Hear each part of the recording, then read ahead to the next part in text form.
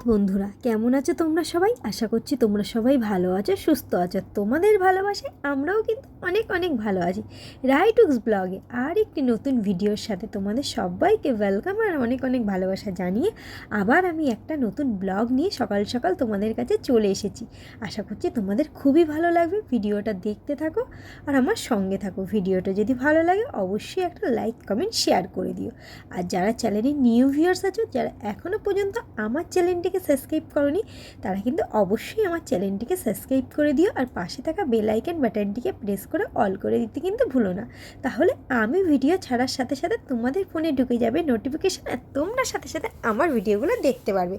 আর যারা আমার ভিডিওগুলো দেখে তারা আমার চ্যানেলটিকে সাবস্ক্রাইব করে দিয়ে আমার ইউটিউব পরিবারের একজন সদস্য হয়ে গেছে, তাদের সবাইকে আমার তরফ থেকে অসংখ্য ধন্যবাদ আর অসংখ্য ভালোবাসা। তো সকাল সকাল রান্নাঘরে ঢুকে পড়েছি রোজকারের মতন ডেলি রুটিন যেটা। তো সকালবেলা এই যে ভাতটা হয়ে গিয়ে এই যে মাছের ঝালটা আমার কমপ্লিট হয়ে গেছে। শাক ভাজবো আর লাস্টে করবো একদম ডাল। এই যে কর্তামশাই এসে হাজির। কর্তামশাই কী করছে দেখো, কানচুল করছে। তো যখনই আমি ওকে ক্যামেরায় নিই না, ওর যখন মুড থাকে তখন ক্যামেরায় সামনে আসে, আবার দুই এক সময় মুডের উপর। তো রোদ থেকে এসছে, এখন বাইরে ভীষণ রোদ, বুঝতেই পারছো। ওর এখন মুড নিয়ে আসে, তাই জন্য দেখো মুখটা ধরে টানাটানি করছিলাম। বলছিল যে বেশি বিরক্ত করো না গরমের মধ্যে, আমাকে তুমি যাও না তোমার কাজটা করো, রান্না করো। তো দেখো আমাকে একটুখানি মুখ ঝুঁক করে দিলে, আমি খুব একটু কষ্ট পেয়ে গেলাম। তো এটা আমাদের প্রতিনিয়ত দিনের ঘটনা। যাই হোক, ঠিক আছে। তারপরে আমি যে চলে এসেছি, মাছের ঝাল হয়ে গেছে, এবারে শাকটা ভেজে নিচ্ছি। গতকাল রাতে পড়িয়ে আসার সময় এই শাকটা কিনে নিয়ে এসেছিলাম আর সুন্দর করে কাল রাতেই কিন্তু আমি বেছে পরিষ্কার করে রেখে দিয়েছিলাম। সকালবেলা উঠে সুন্দর করে ধুয়ে তারপর কেটে নিয়েছি। তোমাদের দাদাভাই কমলি শাক খেতে কিন্তু ভীষণ ভালোবাসে, আমার বরমশাইয়ের কথা বলছি।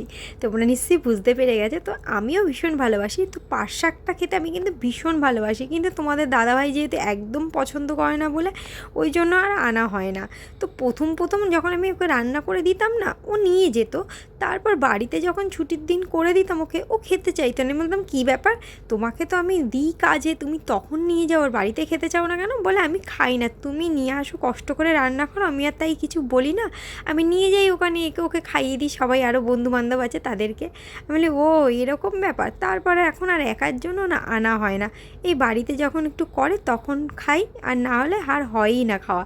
এই তোমাদের দাদাভাই এই টুকিটাকি শাকই পছন্দ করে, এই কমলি শাক, লাল শাক, পালং শাক আর একটু পুঁই শাকই পছন্দ করে। এছাড়া ও অন্য কোনো শাকই পছন্দ করে না। আমাদের বাড়িতে যে এত লাউ শাক হলো, ও খেলুই না, মানে একদিন কি দুদিন একটুখানি খেয়েছে, তাও মা রান্না করে দিয়েছিল বলে, না হলে ও খায়ই না। তো এরকম একটা ব্যাপার। সকালে কি রান্না করবো কি করবো না সেটা কিন্তু আগামী দিন আমি রাতেই ঠিক করে রাখি, যে কি রান্না করবো কি করবো না। হয়তো ভুল ভবিষ্যৎ দুই এক সময় আমি মেনুটা একটু চেঞ্জ করে ফেলি। তো যাই হোক, এই যে গতকাল রাতেই ঠিক করে নিয়েছিলাম যে কী রান্না করব। আর দেখো শাকটা কিন্তু খুবই টাটকা, আর এই গরমকালে কিন্তু কমলি শাক খেতে ভীষণ ভালো লাগে। বেশি করে রসুন পেঁয়াজ দিয়ে দিয়েছি, আর দিয়ে বেশি করে তেল দিয়ে কিন্তু শাকটা ভাজবো। শাকটা একটুখানি মজতে যেটা সময় লাগবে, শাকটা যত মজিয়ে ভাজবো নাকি তত বেশি টেস্ট, আর ডাল নাকি যত বেশি ফোটানো হয় তত টেস্ট। এটা কিন্তু আগে বলতে একদম বাস্তব কথা, সত্যি কথা। ডালটা যত ফোটাবো ততই যেন ডালের স্বাদ দ্বিগুণ বেড়ে যায়। তো যাই হোক, আজকের একটু ভাবছি কিছু একটু মনের কথা তোমাদের সাথে শেয়ার করব। তো তার জন্য চলো রান্না করতে করতে শেয়ার করেই ফেলি।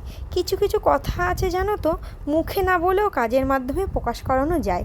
যেরকম এই যে তোমাদের দাদাভাই কমলি শাক খেতে ভালোবাসে, তো কী খেতে ভালোবাসে, কী পছন্দ করে অপছন্দ করে সেটা না মুখে বলতে হয় না, আমি ওকে তৈরি করে দিই। ধরো ওর পছন্দের কিছু একটা খাবার রান্না করে দিলাম, পছন্দের কিছু একটা নিয়ে আসলাম, ও কিন্তু বুঝে যায় যে আমি মানুষটাকে কতটা ভালোবাসি। সেরকমও তোমাদের দাদাভাইয়ের ক্ষেত্রেও আমি কি ভালোবাসি খেতে, কি না বাসি, কি পছন্দ করি, কি অপছন্দ করি, ও কিন্তু নিয়ে আসে।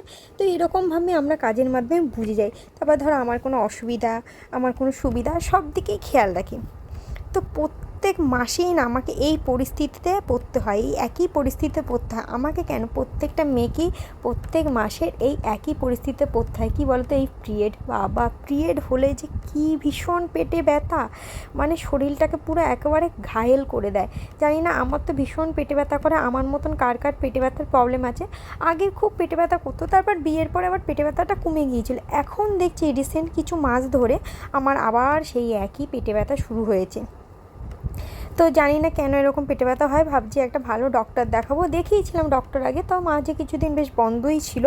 তারপর দেখো ওই যে সংসারে টুকিটাকি কাজবাজ করে আজকে সেরকম একটা কাছের কোনো ভিডিও ক্লিপ তোমাদের সাথে শেয়ার করতে পারিনি, কারণ ওই পেটে ব্যথায় পুরো একদম ঘায়েল হয়ে শুয়েছিলাম, খাওয়া দাওয়াও ঠিক করে করিনি। যাই হোক, তারপর এটা হচ্ছে একদম সন্ধ্যাবেলায় ভিডিও ক্লিপ। এই যে তোমাদের দাদাভাই চলে এসেছে, আর এই চাবিটা না আমি বুঝি না, টিপ দিলে না খোলে আর টিপ না দিলে খোলে না, এটা আমি একদম ভুলে যাই। কিন্তু বানানোর সময় না চাবিটা আমাকেই সাথে করে নিয়ে গিয়েছিল। তো আজকের ও সকালে বলছে যে তুমি পুজো দিয়ে দিও, আমি বলছি আমি একটু পুজো দিতে পারবো না। তো এই জিনিসটা বুঝে যায় যে থাকতে থাকতে এতটা বছর হয়ে গেছে, তো পুজো দিতে পারবো না মানে আমার পিরিয়ড হয়েছে। তো আসার সময় তোমাদের দাদাভাই আমার জন্য কিন্তু এই কেকটা নিয়ে এসেছিলো মিয়ামোড়ো থেকে। আমি খেতে ভীষণ ভালোবাসি, কিছু না কিছু হাতে ধরে ও মাঝে সাঝে আমার জন্য নিয়ে আসে আর আমাকে সারপ্রাইজ দেয়, আমার ভীষণ ভালো লাগে এই জিনিসটা।